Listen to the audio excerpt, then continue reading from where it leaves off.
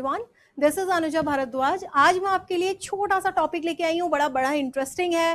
ठीक है, कुछ ऐसी चीजें जो आपको स्लाइड्स में बड़ी अट्रैक्टिव लगेंगी, अगर फिजिकली आपके हाथ में हो तो और भी अच्छी लगेंगी। तो ये है हमारा टॉपिक करेंसी। तो भारत की करेंसी के ऊपर हम लोग टॉपिक लेके आए हैं। इसमें हम लोग सारे करेंसी के ऊपर अभी, क्योंकि ये नई करेंसी है, अभी लॉन्च की गई है, तो कुछ बेसिक फीचर देखेंगे पहले कि क्या है भाई। इसमें डिमोनेटाइजेशन आया था, उसके बाद से जो नई करेंसी आई है उनके कलर्स क्या हैं, उन पे किस चीज की डिजाइन बनी हुई है। तो जो मेन क्वेश्चन है वो मेरा क्या है आज का टॉपिक में, मोटिव आपको डिजाइन्स के बारे में बताना, क्योंकि ये पूछ सकते हैं क्वेश्चन इसी तरीके से कि भाई इस मुद्रा पे ये डिजाइन बनी हुई है, किससे संबंधित है या क्या है, कि कहाँ पे स्थित है। तो ये चीजें पूछ ली जाती है। तो एक बार देखते हैं हम लोग। तो today's topic is Indian currency. देखें, बेसिक फीचर सबसे पहले देख लेते हैं। बेसिक फीचर ये बोल रहे हैं कि इंडियन रुपी बैंक नोट्स जो हैं ये आपका 17 लैंग्वेजेस में लिखे हुए हैं। तो एक तो आपको ये पता होना चाहिए कितने लैंग्वेजेस हैं इसमें। सेम बात, जैसे 1 रुपया है तो 1 रुपी, 1 रुपया, ऐसे करके करके लिखा होता है अलग अलग लैंग्वेज में। फिर ये बोल रहा है on the observe the denomination is written in English and Hindi. जहां पे आपका वो जो संख्या होती है, जो फ्रंट साइड है जहां पे गांधी जी की फोटो बनी हुई है, उस जगह पे वो डिनोमिनेशन यानी कि जो मुद्रा का जो अमाउंट है वो चीज इंग्लिश और हिंदी दोनों में लिखा होता है। पहले अंक में लिखा होगा 1 और 1 के नीचे 1 रुपी, और हिंदी में भी 1 रुपया या 10 है तो सेम चीज। अब बैक साइड में एक लिस्ट होती है जिसमें वो सारी भाषाओं के बारे में लिखा होता है। तो ये बोल रहे हैं आपका on the reverse it is a language which displays the denomination of the note in 15 out of 22 official language. यानी कि बैक साइड में वो 22 जो हमारी आपकी भाषाएं हैं, आपकी 8वीं अनुसूची में जो भाषाएं रजिस्टर्ड हैं इंडिया की, उनमें से 15 भाषाएं वो यूज कर रहे हैं। और 2 कौन सी होगी, हिंदी इंग्लिश। इसीलिए मैंने ऊपर में क्या लिख दिया है, 17 लैंग्वेज। तो टोटल एक नोट के ऊपर कितनी लैंग्वेजेस होती हैं, 17 होती है आउट ऑफ 22। उस 17 में से हिंदी इंग्लिश हटा दो तो कितनी बचती, 15 बची। जैसे बांग्ला, उड़िया, मलयालम, ये सब है, तमिल, तेलुगु, ये भाषाएं हैं। लैंग्वेजेस जो हैं जो डिस्प्लेड की गई हैं वो किस ऑर्डर में होती हैं, वो अल्फाबेटिकली ऑर्डर में। ऐसा नहीं कि मुझे पंजाबी अच्छी लग रही है तो मैं गुरुमुखी को पहले चिपका दूं, ऐसा नहीं है। यहाँ पे ये क्या है भाई, आपका अल्फाबेटिकली है। जैसे कि असमीज, बंगाली, गुजराती, कन्नड़, कश्मीरी, कोंकण, मलयालम, मराठी, नेपाली, उड़िया, पंजाबी, संस्कृत, तमिल, तेलुगु, और लास्ट में हमारा क्या आ जाएगा, उर्दू। यू से है इसलिए। तो ये हमारी भाषाएं हैं, 15 भाषाएं। इसके अलावा हिंदी इंग्लिश तो है ही। अब ये बोल रहे हैं कि 8 नवंबर 2016, सबको याद होगा, ठीक है मेरे प्यारे भाइयों और बहनों, ठीक है, या मेरे प्यारे मित्रों। तो देखें, 8 नवंबर 2016 प्राइम मिनिस्टर नरेंद्र मोदी जो थे उन्होंने अनाउंस किया था डीमोनेटाइजेशन। ठीक है, तो ये क्या हो गया भाई, डीमोनेटाइजेशन आया था, जिसमें 500 के जो नोट थे, जो कि आपका महात्मा गांधी का सीरीज के नोट्स चल रहे थे, उस पे बहुत ज्यादा ब्लेम था कि इनके लिए करप्शन चल रहा है। जो लोग आपका ब्लैक मनी रखते हैं वो 500 के नोट ज्यादा रखते थे, क्योंकि उस समय में आपका 500 के नोट इजीली अवेलेबल थे। तो उन्होंने क्या कर दिया, 500 के नोट को डिसकंटिन्यू कर दिया। इसके अलावा भी फिर धीरे धीरे नई करेंसी आई, बट 500 के नोट तो बंद ही हो गए। ठीक है, वो जो पुराने वाले नोट थे वो तो बिल्कुल बंद हो गए। 1000 की नोट तो हो ही चुकी, 500 की भी नोट बंद हो गई। उसके बाद जो 10 के, 50 के और 100 के हैं, उनके पुराने वाले नोट बंद नहीं किए गए, न्यू करेंसी ला दी गई। धीरे धीरे वो आती रही मार्केट में। बट 10 का या आप पुराना कोई 1 रुपए का नोट है आपके पास, या 10 रुपए का है, 50 का है, 100 का है, तो वो चीजें बंद नहीं है, वो भी चल रही है मार्केट में, नई वाली भी चल रही है। तो हमें पुराने वाले से मतलब नहीं। अभी नई करेंसी आई है उनके हम मार्क्स, डिजाइन्स की बात करेंगे, कलर की बात करेंगे, उस पे जो डिजाइन है उसके बारे में बात करेंगे कि ये क्या है, कहाँ स्थित है, क्यों लिया है। तो आपको एक कॉमन अगर मैं बताऊं तो ज्यादातर जो इन्होंने चीजें ली हैं करेंसी के ऊपर, वो चीजें, एक को छोड़ दीजिए, इसके अलावा की बात कर रही हूं, यानी कि आपका 10 का, 50 का, 100 का, 500 का, और आपका 200 का और 2000 का। तो ये जो नोट्स हैं, इन पे जो भी पिक्चर्स नहीं है, ज्यादातर वर्ल्ड हेरिटेज साइट्स हैं, यानी कि उनका वैसे भी अपने आप में महत्व है, due to some special feature, maybe due to historical fact, maybe due to architectural design or anything, biodiversity, something is there, इसलिए उसको हमने लिया है नोटों के ऊपर। फ्रंट में गांधी जी का ही है, गांधी सीरीज के ही है ये आपके। पहले क्या चलता था, वो लायंस चलता था सिंबल, अभी क्या चलता है आपका, गांधी का चलता है। बैक साइड में जो होता है उसमें फोटो आपकी बनी होती है, जो भी डिजाइन वो लोग ले रहे हैं। Let it be Sanchi Stupa, let it be Rani ki Vav, let it be Lal Qila और मंगलयान और एनीथिंग एल्स। तो ये चीजें हम आज इसमें करने वाले हैं। तो नेक्स्ट देखते हैं हम लोग। सबसे पहले हमने लिया है 1 रुपए का नोट, क्योंकि बाकी सारे नोटों में और 1 रुपए के नोट में एक मेजर डिफरेंस है, जो कि आपका जीके का क्वेश्चन बना के आ जाता है। वो है सिग्नेचर अथॉरिटी। हर नोट के ऊपर सिग्नेचर होता है। तो हम ये बात कर रहे हैं कि करेंटली ये बोल रहे हैं ये स्मॉलेस्ट इंडियन करेंसी है। तो आपसे बोला जाए भाई सिक्के के साथ में नोट भी चलता है, और स्मॉलेस्ट इंडियन करेंसी कौन सी है, 1 रुपए का नोट है, बट आरबीआई रिलीज नहीं करता है। ठीक है, ये क्या बात कर रहे हैं, it is issued by government of India, GOI, Bharat सरकार द्वारा जारी किया जाता है इस नोट पे। तो जब भारत सरकार जारी कर रही है, आरबीआई कर ही नहीं रहा है, तो क्या आरबीआई का जो गवर्नर है वो साइन करेगा? यहाँ पे पहला क्वेश्चन यहीं पे कवर हुआ। आरबीआई का गवर्नर कौन है? शक्तिकांत दास। एक होता है आपका हेड गवर्नर, उसके साथ में मैक्सिमम 4 डिप्टी गवर्नर हो सकते हैं, करंट में 3 ही है, और एक हमारा शक्तिकांत दास। तो हमें नाम जो याद रखना है वो शक्तिकांत दास। तो हम ये बात करें तो 1 रुपए के नोट पे जब शक्तिकांत दास नहीं साइन करेंगे तो कौन साइन करता है? तो यहाँ पे आपका कौन साइन करता है? आपका आरबीआई के द्वारा इश्यू नहीं हो रहे हैं, तो इसकी वजह से यहाँ पे जो हमारा फाइनेंस मिनिस्टर होंगे वो साइन करेंगे। देख लें आगे होगा, as a result 1 rupee note is the only note bearing the signature of finance secretary, finance minister नहीं सॉरी सेक्रेटरी। तो जो आपके वित्त सचिव होंगे उनका साइन चलता है किस पे? आरबीआई इस पे 1 रुपए के नोट पे। बाकी सारे नोटों पे किसका साइन चल रहा है? आरबीआई के गवर्नर का। तो एक जो मेरा मेन डिफरेंस हुआ वो तो मुझे यही बात काम दिलानी थी। दूसरी बात कर रहे हैं कलर, तो ठीक है कलर देख लीजिए। मुझे लगता है 1 रुपए के कलर का इतना इंपॉर्टेंस नहीं है, आगे के नोटों का ज्यादा इंपॉर्टेंस है। पिंक ग्रीन कलर का, ये पिंकिश ग्रीन कलर का नोट है पहचान के लिए। अब बात आती है ये क्या बना हुआ है बैक साइड पे। फ्रंट पे आप देख सकते हैं ये है आपका, ये आपका जो है इस पे तो लायन वाला ही है, गांधी सीरीज का नहीं है, बट बैक साइड की जो ये फोटो है ये कोई जहाज जैसा दिख रहा है। तो ये देखें क्या है भाई, ये डिजाइन है सागर सम्राट। अब बात आती है सागर सम्राट क्या है, क्यों डाला है, इसकी क्या इंपॉर्टेंस है? तो ये जो सागर सम्राट है ये शिप है जिसके थ्रू क्या किया जाता था, समुद्र में ड्रिलिंग की जाती है। ड्रिलिंग समझते हैं ना, कोई आपका अर्थ के सरफेस में होल करना। क्यों किया जाता है? माइनिंग का प्रोसेस है। माइनिंग के तरीके आपके क्या होते हैं? एक होता है आपका ये ड्रिलिंग होती है, एक होता है शेफ्ट माइनिंग, क्वेरिंग। ये कई तरीके हैं जो हम ज्योग्राफी में आगे पढ़ेंगे।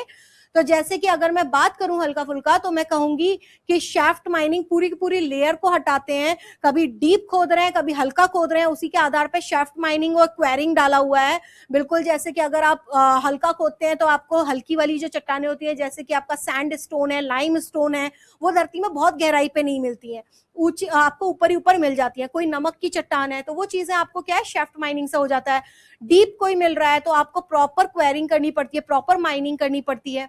कोई ऐसी चीज है कि गैस है या लिक्विड है, यानी कि क्रूड ऑयल है, या फिर आपको क्रूड ऑयल के जस्ट ऊपर क्या मिलता है, नेचुरल गैस मिलती है।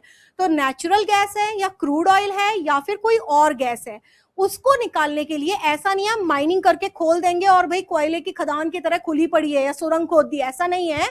आप रेट होल माइनिंग या शेफ्ट माइनिंग या क्वेरिंग नहीं करेंगे, वहां पे आप ड्रिलिंग करेंगे। ड्रिलिंग यानी कि ड्रिल करके सीधे पाइप फिट किया जाएगा और वहां से वो गैस या लिक्विड को निकाला जाएगा। ये चीजें धरती के धरातल पे ही नहीं मिलती हैं, समुद्र में भी मिलती हैं। यहाँ पे मैं आपके साथ कुछ और भी बातें डिस्कस करूंगी जो काम की है थोड़ी सी, कि समुद्र के धरातल में जो ड्रिलिंग करा वो उस समय में क्या है, सागर सम्राट की बड़ी इंपॉर्टेंस है, क्योंकि हमारे जो ऑफशोर माइन है उनमें आपको मालूम है कि पेट्रोल के सबसे बड़े जो रिसोर्स है हमारे पास वो कहां पे है, ऑफशोर में ही है। कौन सा? बॉम्बे हाई। बंबई में नहीं है, बंबई से थोड़ा आगे समुद्र में है ये बॉम्बे हाई।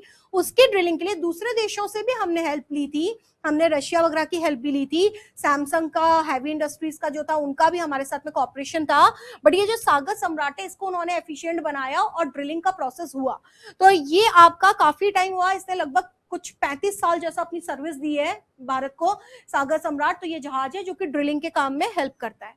तो ये बात हो गई। तो it is a drill ship. क्या है ये? ड्रिल शिप है, is a merchant vessel design for use in exploratory offshore drilling of new oil and gas wells. जो नए तेल और गैस के जो कुएं होते हैं उसके लिए है ये, for scientific drilling purposes, and it was the first rig that drilled the first well offshore in 1974. 1974 में ये मेरा ऑफशोर ड्रिलिंग का क्या है भाई, सबसे पहला इन्होंने ये काम किया था।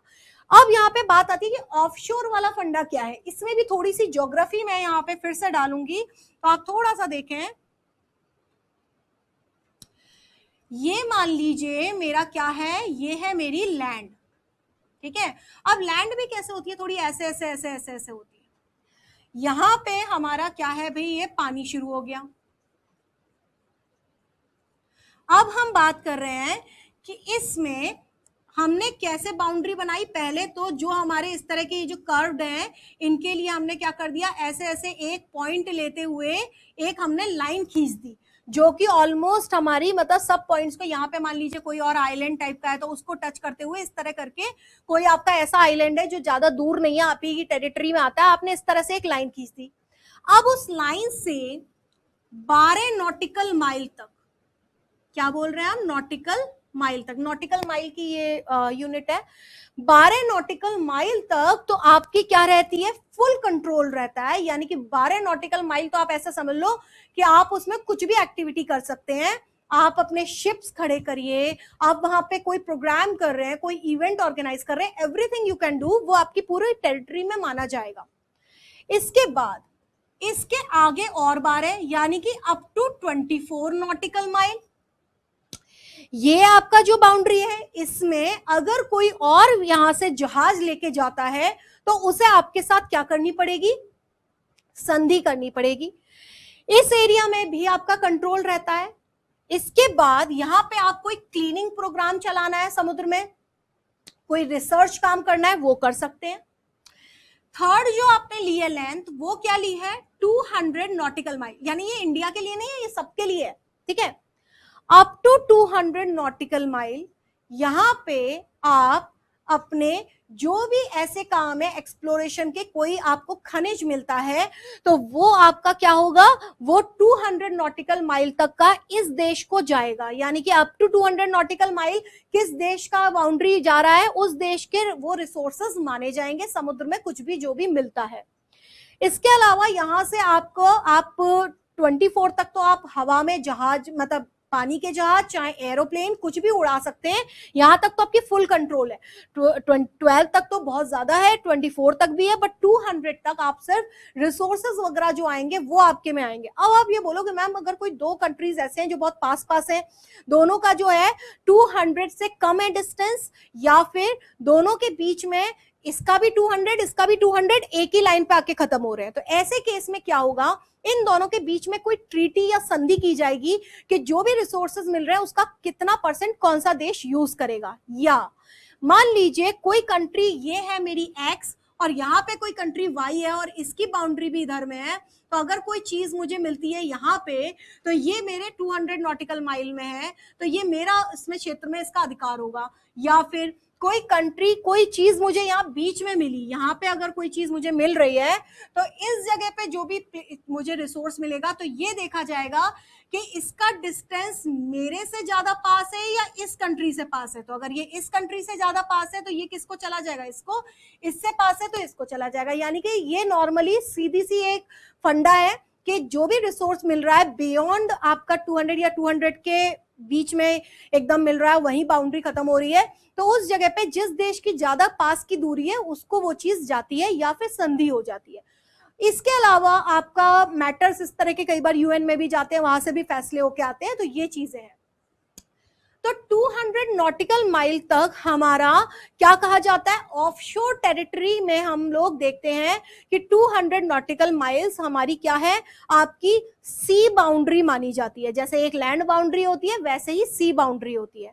अब आप देखो फायदा यहाँ पे क्या होता है, किसका सबसे ज्यादा है सी बाउंड्री, तो आपको सुन के आश्चर्य होगा कि आपका फ्रांस का सबसे ज्यादा है, क्योंकि फ्रांस का एक मान लीजिए कोई फ्रांस कंट्री है और उसके कई इस तरह के जगह जगह में पूरे विश्व में जगह जगह उनके कोई आइलैंड फैले हुए हैं, तो क्या होगा इस आइलैंड के चारों तरफ 200 नॉटिकल माइल का एरिया इनके भी काउंट होगा इस लैंड मास के।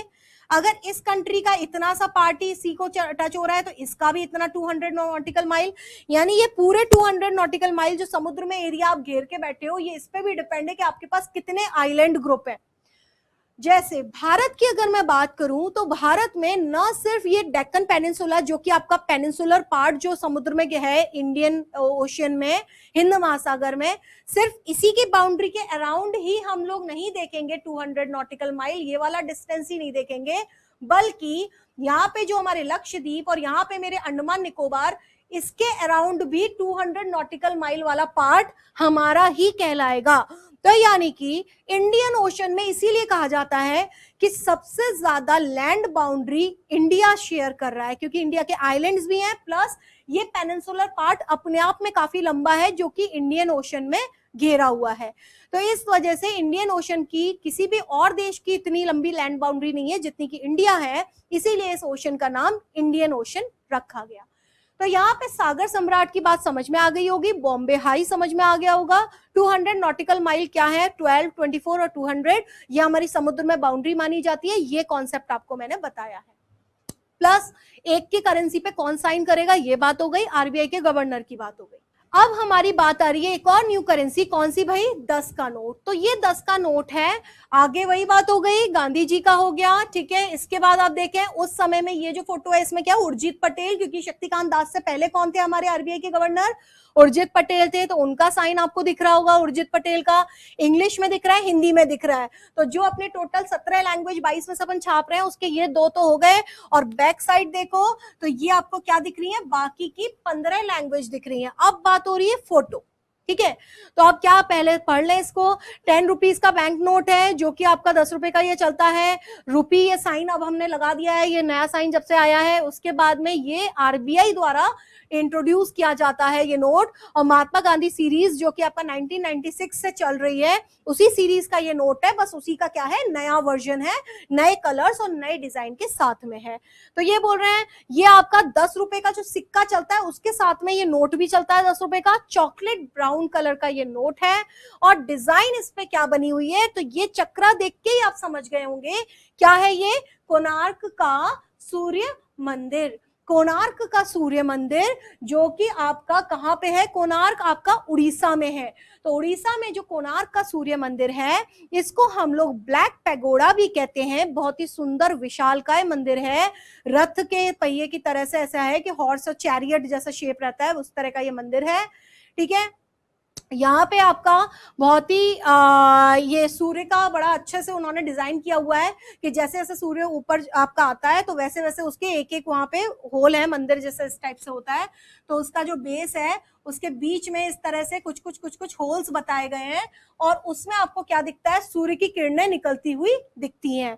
तो ये आपका, इसके अलावा और कौन कौन से मंदिर है वहां पे उड़ीसा में, एक आपका कौन सा है, एक है आपका ये एकलिंग जी का मंदिर, और दूसरा एकलिंग जी और सॉरी आपका लिंगराज मंदिर, एकलिंग जी का तो उदयपुर में है, तो ये आपका एक लिंगराज मंदिर है, और एक कौन सा है, जगन्नाथ मंदिर जो कि पुरी में है।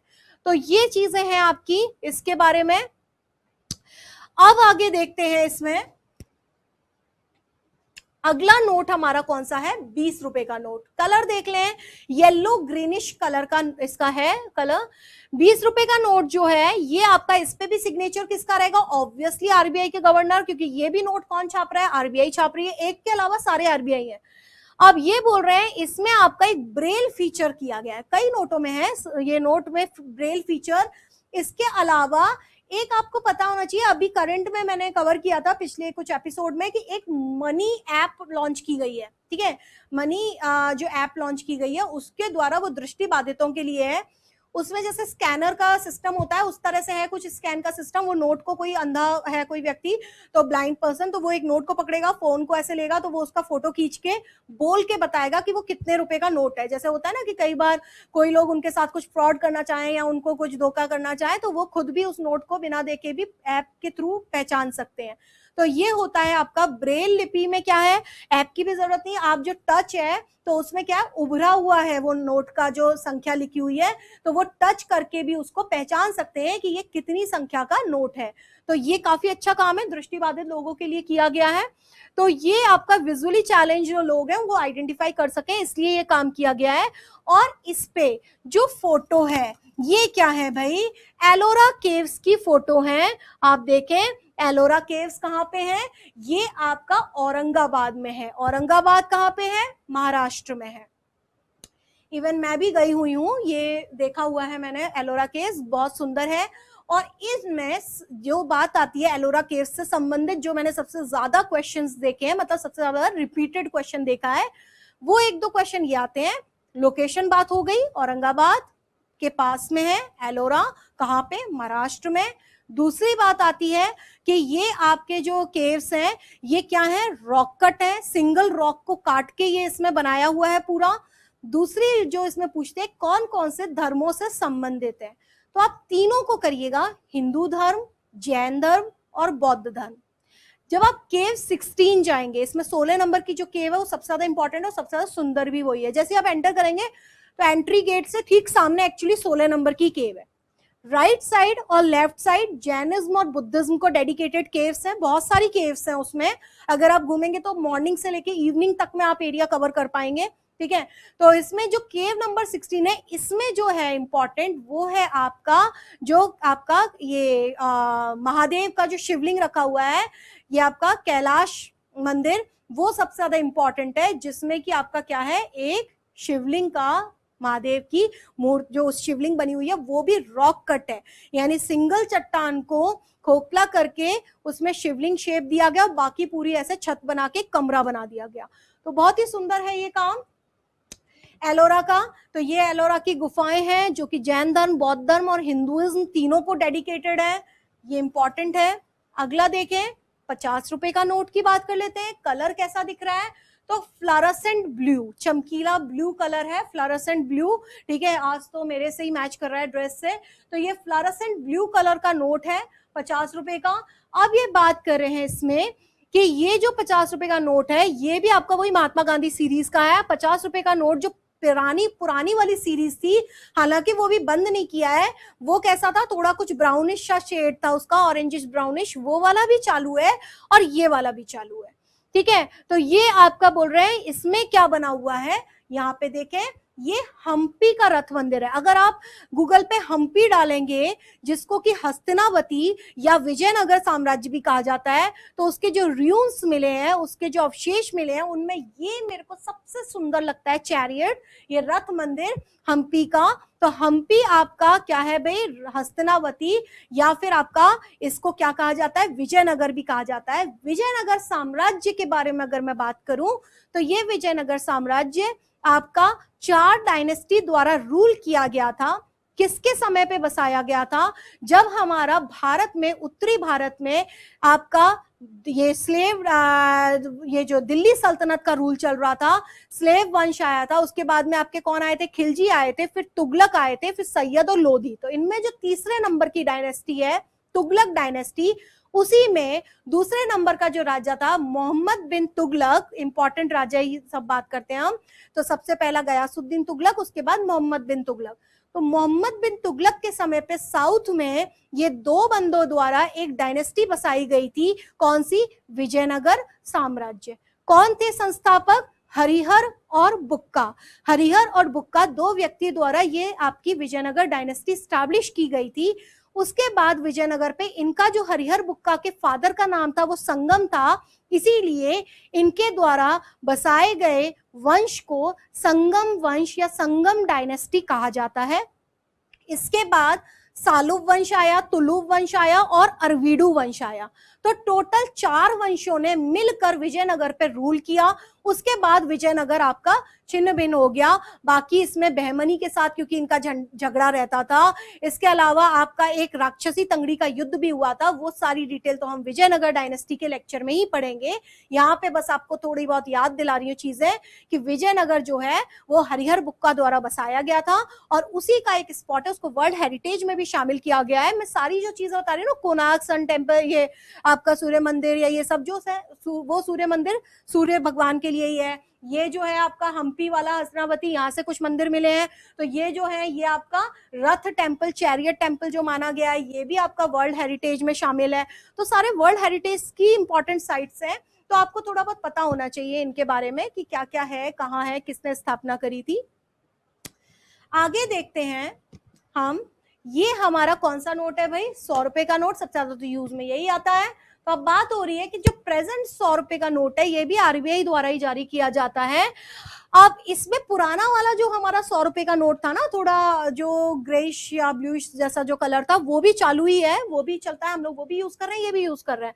तो अब ये बोल रहे हैं कि आपका ये जुलाई 2018 से ये अपना इंट्रोड्यूस किया गया था ये नोट। लेवेंडर कलर है, ये कौन सा कलर है? लेवेंडर। महक बहुत अच्छी होती है ना लेवेंडर की, ज्यादा परफ्यूम और ड्यूरेंट्स, रूम फ्रेशनर्स आते हैं। रानी की वाव, डिजाइन क्या बनी हुई है इसमें? ये रानी की वाव, ये भी मैंने विजिट किया है क्योंकि ये तो भाई गुजरात की बात है, तो मैं गुजरात रही हूँ तो ऑब्वियसली देखा ही है मैंने। तो ये जो रानी की वाव है ये क्या है आपका, जैसे हमारे यहाँ राजस्थान में होते हैं ना आपके पैदल चलने वाले जो बावड़ी होती हैं, बड़े रूप में ये बावड़ी ही है, स्टेप वेल जिसको कहते हैं। पैदल चल के इसमें ये सीढ़ियों की तरह जाएंगे, तो ये आपका इसमें 2-3 मंजिल बनी हुई है, कुछ नहीं है, कोई ऐसे छोटे मोटे ऐसे रूम, खुले खुले से रूम से दिखते हैं। और नीचे जब इसमें जाते हैं तो यहाँ पे एक छोटा सा पॉन्ड टाइप का, तो गंदा संदा सा ही पड़ा रहता है, बट ये यहाँ उस समय की या काफी पुरानी है, तो एक इसकी भी इंपॉर्टेंस है, ये भी नेशनल हेरिटेज में शामिल है। प्लस ये पूछ सकते हैं कि रानी की वाव कहाँ स्थित है, न सिर्फ गुजरात बल्कि पर्टिकुलर जगह है, कौन सी? पाटन। तो पाटन में है ये आपकी रानी की वाव, ये आपको पता होना चाहिए। प्लस जनरल अवेयरनेस में आपको ये भी पता होना चाहिए कि पाटन का एक फैब्रिक में एक चीज बड़ी फेमस है, क्या? पाटन की पटोला की साड़ी। तो पटोला की साड़ी टू एंड फ्रो पहन सकते हैं, बहुत महंगी होती है, हैंडवर्क किया जाता है। गुजरात की हस्तकलाओं में बड़ा ही इंपॉर्टेंट है पाटन की पटोला की साड़ी, और आपका 35,000 50,000 से वो शुरू होती है। नेक्स्ट देखिए, अगला है आपका 200 की करेंसी। तो आप यहाँ पे देख सकते हैं, पहले तो इसके बारे में थोड़ा बहुत बात कर लेते हैं कि ये जो 200 की करेंसी है पहली बार लॉन्च की गई है, ठीक है। तो 2000 का, 500 का, 200 का, 100 का, 50, 20, 10 ये आपके करेंसी लॉन्च किए गए हैं। इनमें बात कर रहे हैं कि जो ब्राइट येलो कलर इसमें लॉन्च किया गया, डिजाइन क्या है?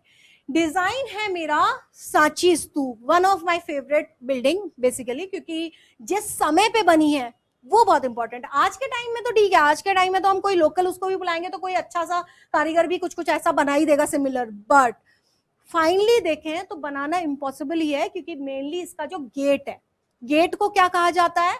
गेट को कहा जाता है गोपुरम, ठीक है। तो ये चीज पता होना चाहिए। ये स्तूप का स्ट्रक्चर होता है, सबसे पहले जो इसके एविडेंट पता चलते हैं, ये भी वर्ल्ड हेरिटेज में पहली बात कवर हो गई। अब ये सांची का स्तूप किसने बनाया? रेनोवेशन कई बार किया गया, बट जो सबसे पहला क्रेडिट है वो अशोक को जाता है। अशोक कौन सी डायनेस्टी से है? मौर्य डायनेस्टी से है।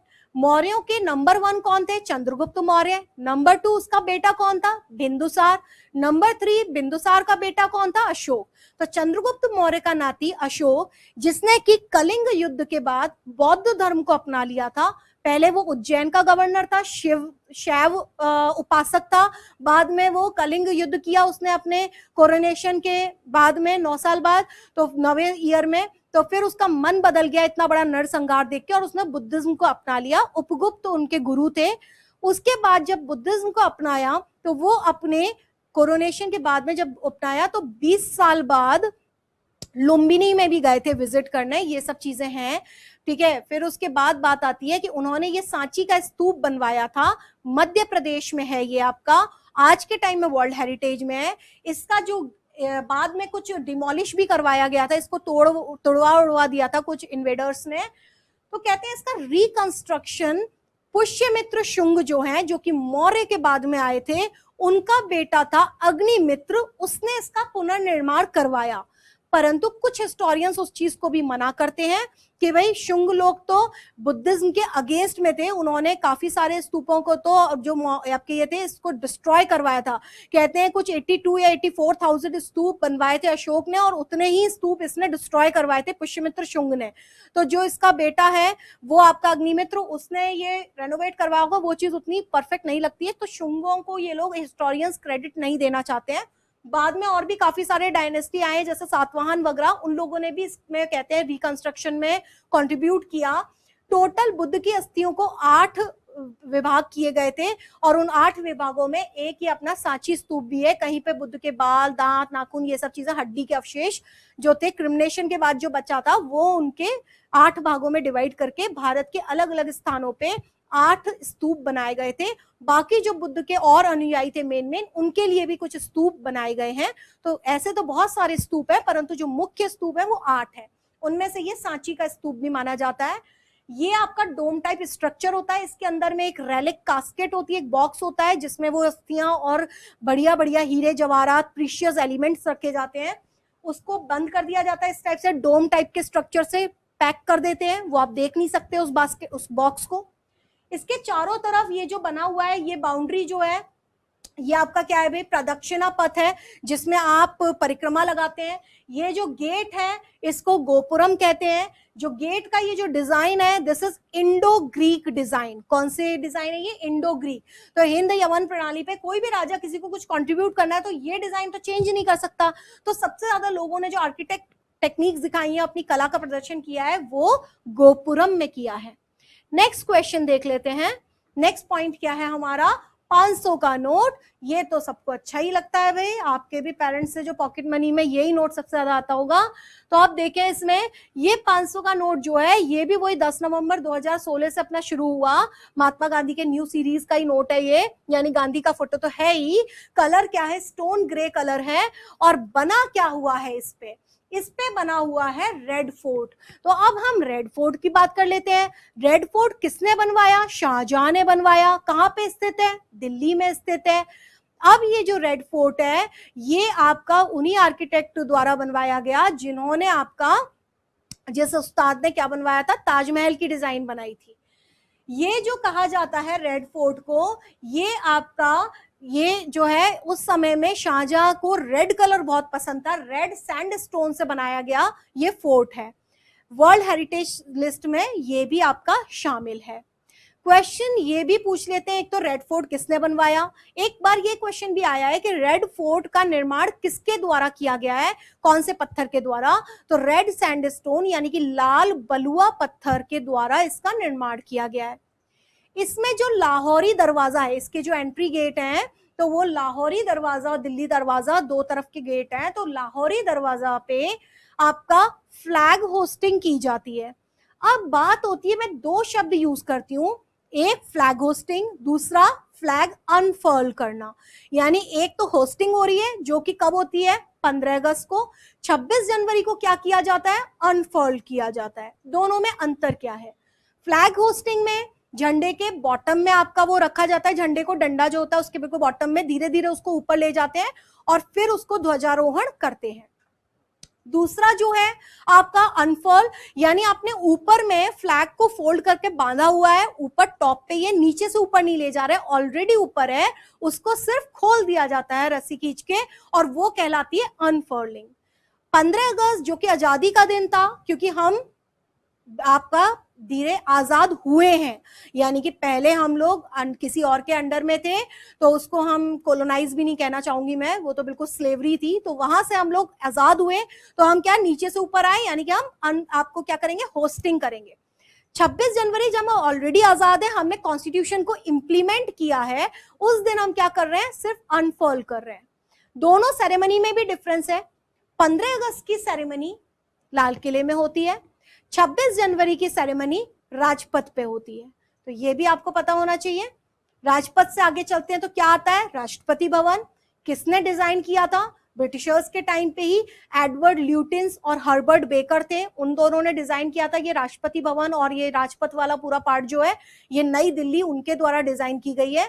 और लाल किला क्या है भाई, ये पुरानी दिल्ली का पार्ट है। नई दिल्ली तो ब्रिटिशर्स द्वारा बसाई गई थी, पुरानी दिल्ली आपका मुगलों द्वारा बसाई गई थी। उसमें बहुत सारे पार्ट हैं, सिरी हो गया, कुछ आपके जो दिल्ली सल्तनत का पार्ट है जैसे सिरी वगैरह, ये सब भी उसी में आते हैं। सिरी तो नहीं, तुगलकाबाद, वो उसमें ही आते हैं आपके। ये जो है लाल किला, ये शाहजहां ने जब आगरा से दिल्ली कैपिटल शिफ्ट किया था तब उन्होंने इसको बनाया था। तो ये बातें हैं। ब्रिटिशर्स के टाइम पे इसको गैरिसन टाउन की तरह यूज किया गया था, यानी कि सिपाहियों के हथियारों, सिपाहियों के ठहरने की जगह, और मुगलों को वहां से उन्होंने धीरे धीरे रवाना ही कर दिया था, रहने भी नहीं देते थे लाल किले में, ये उनकी स्थिति कर दी थी। लाल किले में दीवाने आम दीवाने खास दोनों हैं, और भी कुछ बिल्डिंग्स हैं, इसके अंदर मस्जिद वगैरह भी हैं। तो जो दीवाने आम दीवाने खास सबसे ज्यादा इंपॉर्टेंट है, और इनमें भी एक सबसे ज्यादा इंपॉर्टेंट क्या है, तख्ते ताऊस। शाहजहां द्वारा ही मयूर सिंहासन, जिसको तख्ते ताऊस कहा जाता है, वो लाल किले में ही स्थित है, जिसमें जो मयूर की डिजाइन बनी हुई थी, पिकॉक थ्रोन बोला जाता है बैक साइड में, उस मयूर की डिजाइन के एक आंख में कोहिनूर हीरे का ही हिस्सा जड़ा हुआ। नेक्स्ट देखें, लास्ट है मेरी करेंसी 2000 का नोट। ये 2000 का नोट, कलर आपको दिख ही रहा होगा, कुछ पर्पल कलर है, देख लें कलर क्या है भाई, मर्जेंटा, मर्जेंटा शेड बोलेंगे इसको। 2000 का जो डिनोमिनेशन है ये आपका आरबीआई द्वारा कौन सी डेट, वही 8 नवंबर 2016 द्वारा ये शुरू की गई है। 1000 के जो नोट थे उनको तो बंद कर दिया गया पूरी तरह, अब 1000 के नोट तो है नहीं मार्केट में, 1000 की जगह सीधे 2000 का नोट कर दिया गया। और ये भी कहा जाता है कि इनके ऊपर कुछ चिप वगैरह कुछ लगाई हुई है, जिससे अगर कोई होर्डिंग कर रहा है, मनी होर्डिंग, तो वो पता चलेगा। अब हालांकि ऐसा कुछ आया तो नहीं आज तक कि कुछ ट्रैक किया जा रहा है। 2000 के नोट अब फिर से ही अफवाह आ गई, विद इन 2 साल के अंदर आप देख लो, 2 साल 3 साल हुए हैं हार्डली इस बात को। 2016 से शुरू किया है, अपन 2020 में है, 3 साल के अंदर 2019 से कहानी आ रही है कि 2000 के नोट को कभी भी बंद कर सकती है सरकार। क्यों? फिर से वही आपकी प्रॉब्लम आ रही है कि लोगों को अब और सुविधा हो गई, अब 500 और 1000 की जगह सीधे 2000 का है, तो जगह कम घेरेगा, तो अब जो ब्लैक मनी जो इकट्ठा करते हैं वो 2000 की डिनोमिनेशन में इकट्ठा करना शुरू कर दिया है। तो सरकार फिर से कह रहे हैं, विचार कर रही है, और अभी उन्होंने 2019 से क्या कर रखा है, नई करेंसी पब्लिश होने से मना कर दिया है। तो देखें 2019-20 का जो फिस्कल ईयर है, जो हमारा वित्तीय वर्ष है, उसमें उन्होंने 2000 के नोटों को छापा नहीं है, और ये थोड़ा सा एक रहता है सस्पेक्ट, कभी भी बंद भी कर सकते हैं, तो व्हाटएवर। अब बात होती है फोटो। फोटो क्या है भाई, मंगलयान है। मंगलयान आपको मालूम ही है हमारे यहाँ का इंडिजिनस था, हमने ही पूरी तरह से यान इंडिया का बिल्ड था, और मंगलयान लॉन्च किया था, और उसके हमारा जो था देश उन चुनिंदा देशों की लिस्ट में शुमार हो गया जिन्होंने मंगल पर अपना यान सक्सेसफुली भेजा। तो ये चीजें हैं आपका। इसके बाद ये जो है आपका ठीक है, बाकी तो और चीजें सही हैं। इसके बाद आप देखें, ये जो चीजें डिस्कस होने के बाद और भी कुछ चीजें हैं जो हम आपके लिए लाते रहेंगे, जैसे यूएन से संबंधित बातों के ऊपर भी हम बनाएंगे, गवर्नमेंट की स्कीम्स के ऊपर भी बनाएंगे। बाकी जो हमारा हाल फिलहाल के जो भी एपिसोड्स हैं उनको आप बहुत ध्यान से देखते रहिए। Thank you.